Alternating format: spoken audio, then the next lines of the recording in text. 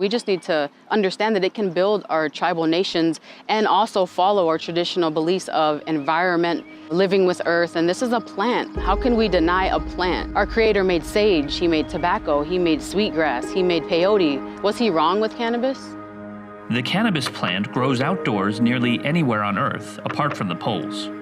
It is extremely fast-growing, from seed to maturity in around 3 months. In that short time, this crop provides an amazing source of food. Hemp seeds contain 2.9 times the protein of beef and 3.6 times the omega-3 in salmon. It provides an amazing source of clothing. In fact, the word canvas is derived from the word cannabis, the second strongest natural fiber, which excels in fiber length, strength, durability, absorbency, anti-mildew, and antimicrobial properties.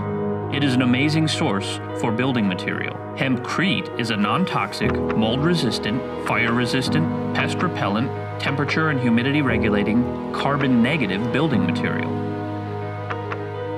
And it's an amazing source of future technology and energy.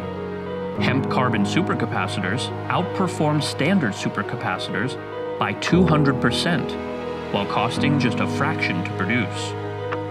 All of this in a crop that sequesters up to 12 tons of CO2 per acre, requires less than half the water of cotton while producing twice as much fiber, can be grown without pesticides or herbicides, and its deep taproots break up and aerate the soil, leaving it more fertile than before.